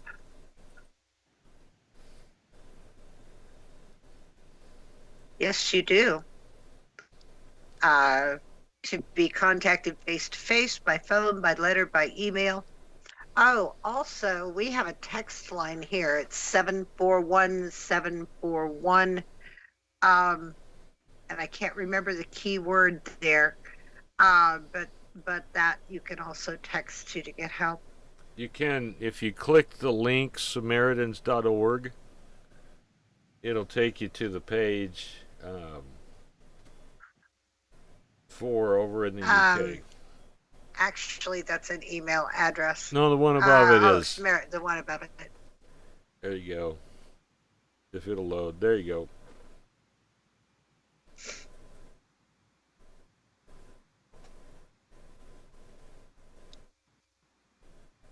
There you go. Now, in the next couple of years, I see you've got a simple number to remember, 116123.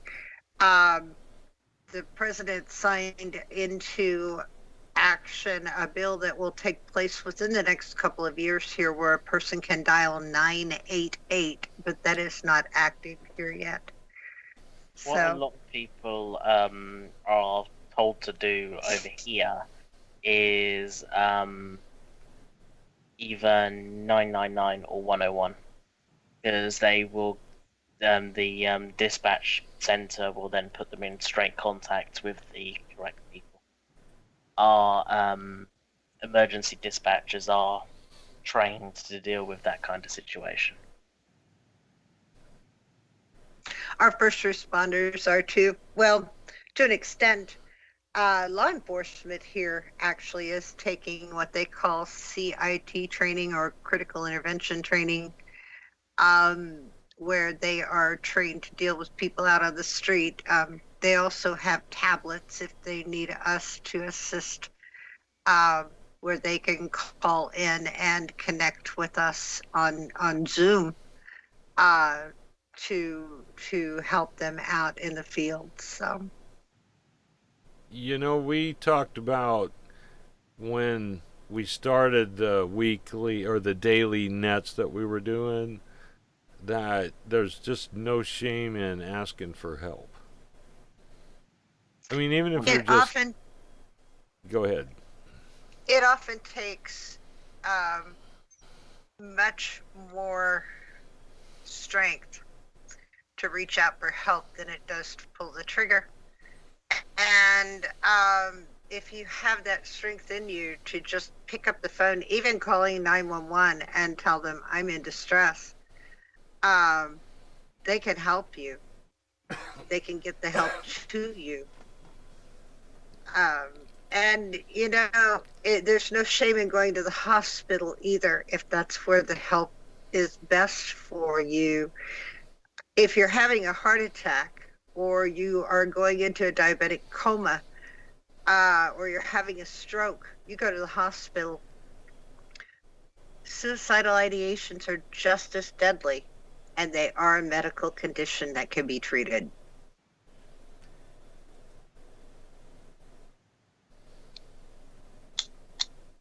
And now that I've bummed everybody out. No. That's important.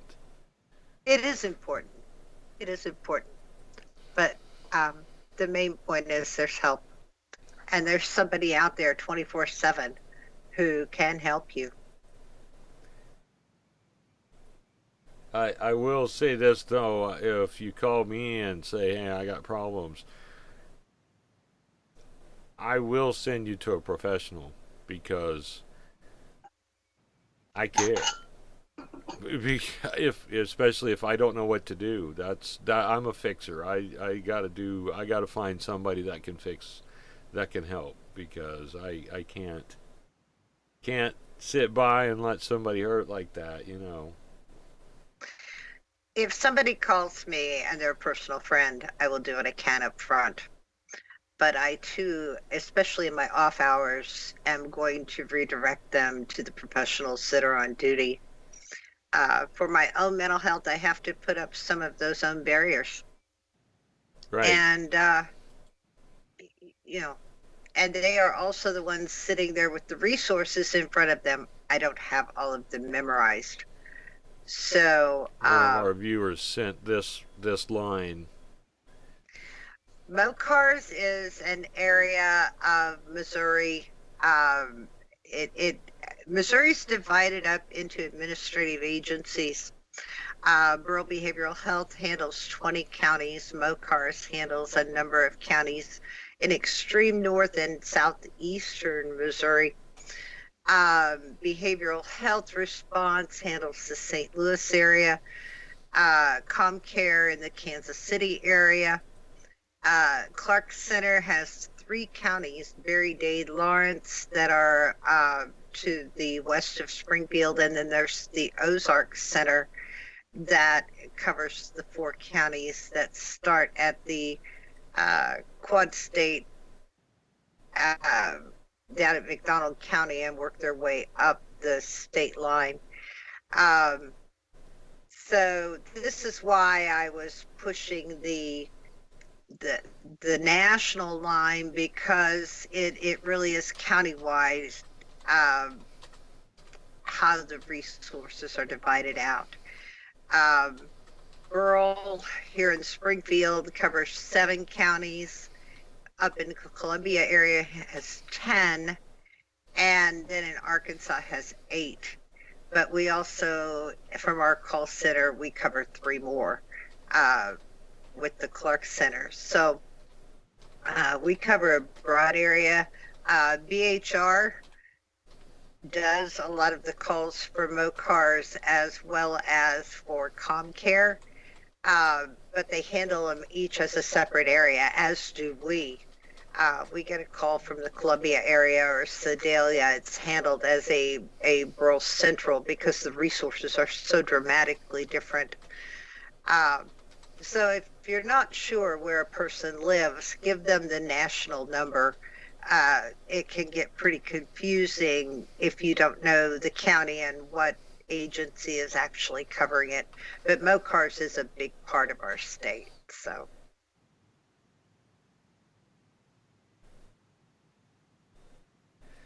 All right.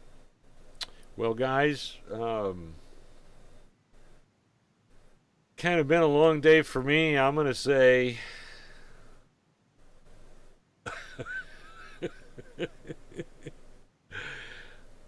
and Good night, sweet prince, right? We'll call it the 73 round, and I'll start. This is KA0SPM. Thanks to everybody that joined this evening. And especially thanks to all those people that sent birthday wishes. It's like, really? There's so many. It's awesome. So, very good. Thank you. KA0SPM 73. Go ahead, Kieran. This has been Kieran, and I shall speak to you next time. Don't forget to like, subscribe to the videos, and I'll probably be back next week. And we do look forward to that. This is. See, I thought you guys wouldn't like me. We like having you along. You've expanded our horizons a great deal. My name is Patty. My call sign for amateur radio is KD0AEL. And I wish you a happy and healthy rest of your week and into next week. Be weather aware. And if you need help, please take the moment to reach out and get that, because there is someone waiting to help you. 73 from KD0AEL. All right. Peace, long life. As Kieran said, please like and subscribe. We appreciate it. And been a fun night. We'll expect us again next week. So, good evening. Bye. Bye.